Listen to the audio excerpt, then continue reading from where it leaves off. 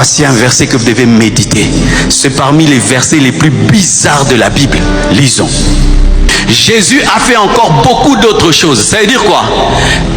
La résurrection de Lazare, ce n'est pas la seule résurrection. Ça veut dire que Jésus n'a pas marché une seule fois sur l'eau. Ça veut dire que Jésus n'a pas multiplié les pains que 2 fois. Car ce qui nous est donné, c'est un résumé. Le résumé n'est pas toute la vie. Si on te dit de résumer cette prédication, est-ce que tu vas dire toute cette prédication? La Bible, c'est un résumé. La Bible, c'est un résumé. Jésus a fait plusieurs autres choses que tu ne connais pas. Et tu dois savoir qu'il a fait plusieurs autres choses que tu ne connais pas. Et on dit ceci. Si on les écrivait en détail, je ne pense pas que le monde même pu contenir ces livres qu'on écrirait. C'est-à-dire quoi?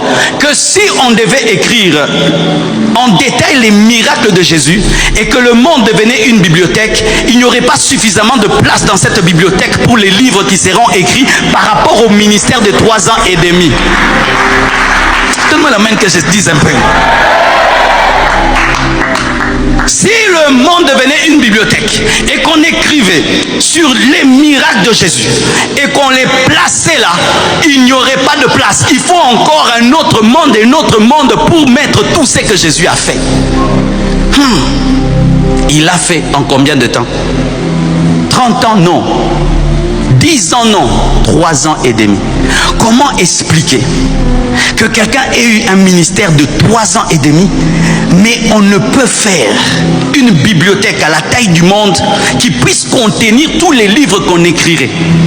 Comment ça? Voici la seule réponse. Chaque seconde de Jésus est un miracle. C'est-à-dire Jésus, quand il s'est réveillé, il dit j'ai faim, les gens sont guéris. Quand il disait bonjour, les gens sont guéris. Parce qu'il a salué même Jean-Baptiste dans les ventres. Il a tressailli. Jésus, tu marches là où il a marché, tu es guéri. Tu dors là où il a dormi, tu es guéri. Il te regarde, tu es délivré. Pour atteindre cette dimension, chaque seconde, miracle, miracle, miracle, miracle. Au point où il y en a trop, on n'écrit plus. On n'écrit plus. Mon frère, ton Seigneur, c'est un homme de miracles, seconde après seconde, minute après minute, mois après mois. Mais c'est que maintenant je ne comprends pas. Comment notre Seigneur est un Seigneur de chaque seconde de miracle, mais certains font une année, ils n'ont pas vécu un seul miracle.